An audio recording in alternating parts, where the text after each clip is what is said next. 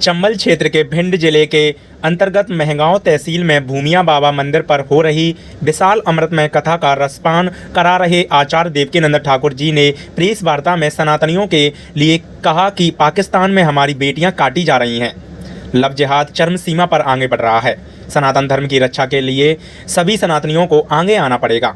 आइए सुनते हैं प्रेस कॉन्फ्रेंस में देवकीनंदन ठाकुर जी महाराज ने क्या कहा। हमारा परम सौभाग्य है कि हमें यहाँ श्रीमद् भागवत कथा कहने का सौभाग्य मिला।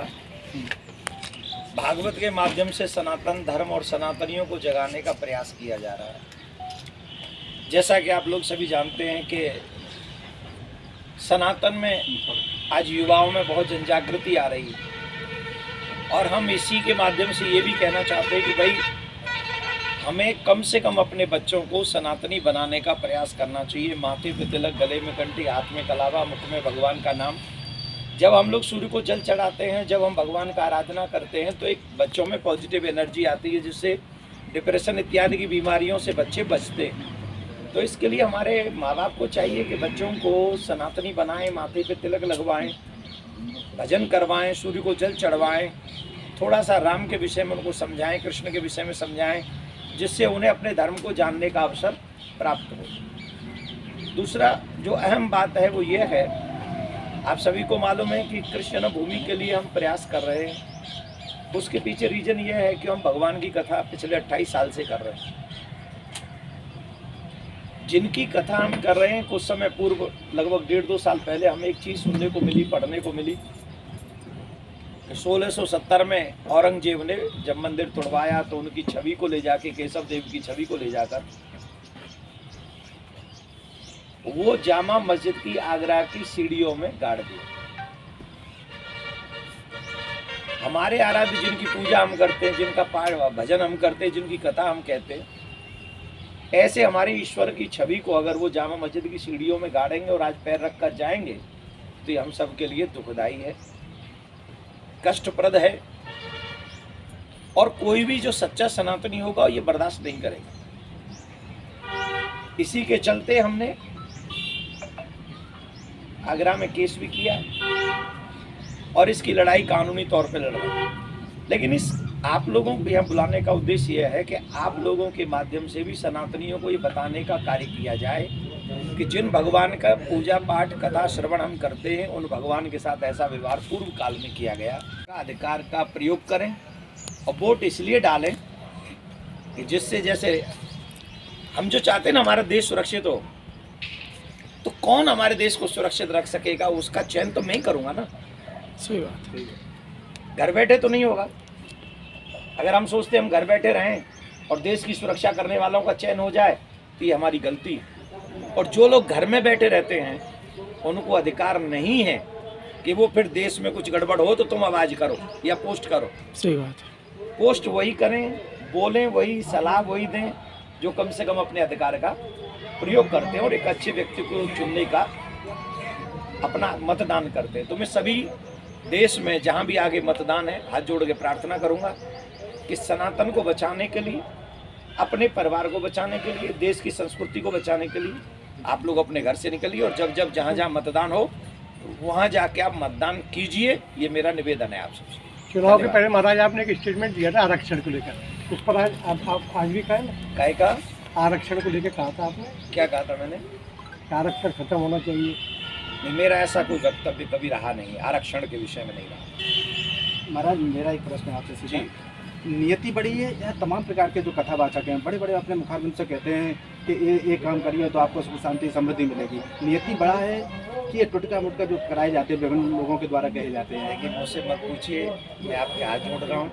मुझे ऐसा लगता है कि भगवान के नाम लेने से अगर हम भगवान के बनते और जो हमारे जिन लोगों की चर्चा आप कर रहे हैं, प्रारब्ध जो मेरे कर्म से मुझे मिलेगा ही मिलेगा, मुझे झेलना ही पड़ेगा, जो मैं भोगूंगा ही।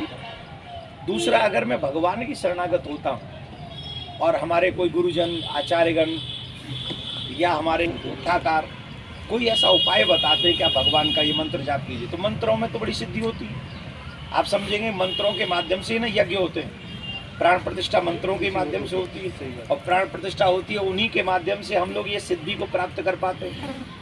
देवता प्रसन्न होकर जल वर्षा करते है ना, तो मंत्रों में बड़ी सामर्थ्य है। तो हम चाहेंगे कि आप उसमें थोड़ा सा आपने महाराज जो कहा था अभी, आपने 2018 में स्टेटमेंट दिया था ये, वो मेरा जो स्टेटमेंट आप है वो आरक्षण का नहीं था, वो किसी और विषय पे था। आप उसको पूरा पढ़ेंगे तो आपको पता चलेगा। वो समाज को जोड़ने के लिए एक बहुत बड़ी बात मैंने उस समय कही थी, और मैं उसी सिलसिले में आपके मेहगाम में भी आया था जी, मुझे याद है। मेहगाम में भी आया था, ग्वालियर में भी आया था, मध्य प्रदेश में भी आया था। लेकिन मैं आप सबसे आशा करूंगा कि उस उद्देश्य को मेरे को आप समझें। और अब वो बात गई है तो चले जाने दीजिए। अभी हम सनातन और कृष्ण भूमि की बात कर रहे हैं, उस पर हम अगर प्रकाश डालेंगे तो ज़्यादा अच्छा होगा। महाराज सामाजिक क्षेत्र में आपके द्वारा कौन कौन से कार्य किए जा रहे हैं अभी वर्तमान में? देखिए, हम सबसे बड़ा कार्य तो यह है ज्ञान प्रदान करने का। दूसरा, हम अपने आश्रम वृंदावन में रहते हैं, विश्व शांति सेवा चैरिटेबल ट्रस्ट चला रहे हैं। 125 कन्याओं को निःशुल्क हम लोग पढ़ा रहे हैं, और गरीब कन्याओं का विवाह हम लोग करवाते हैं।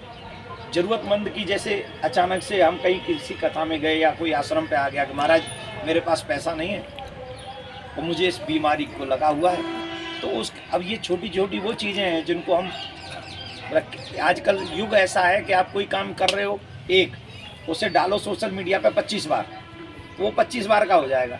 पर हम वैसे हैं, हमारे गुरुजनों ने सिखाया है, नेकी कर कुआं में डाल। मतलब एक अच्छा काम करो लेकिन भूल जाओ।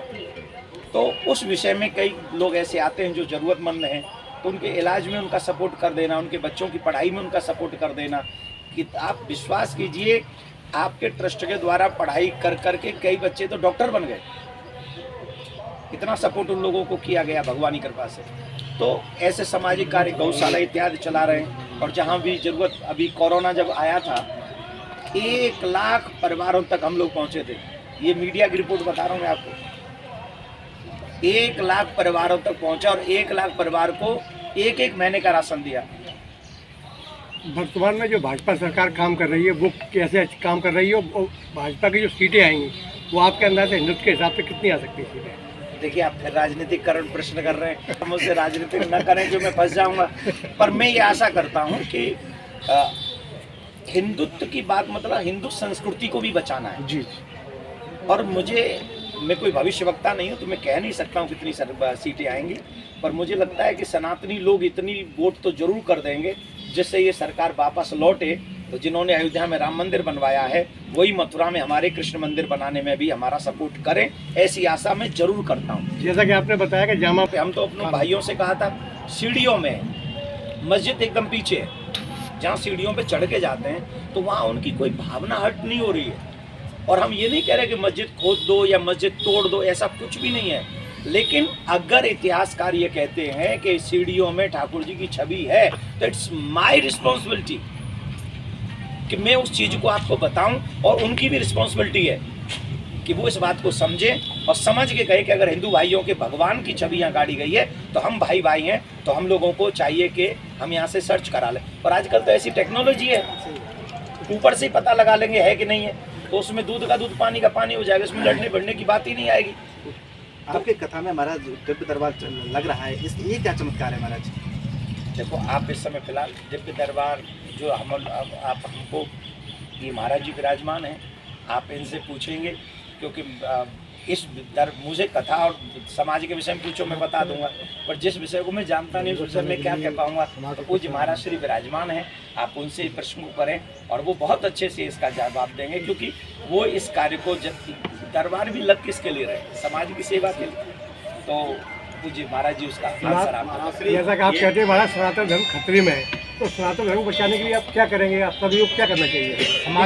समाज को क्या करना चाहिए? समाज को, अगर सनातन को मैं कह रहा हूँ खतरे में है, तो ये कोई मैं वक्त आप सबका टाइम खराब करने के लिए नहीं बोल रहा हूँ मैं।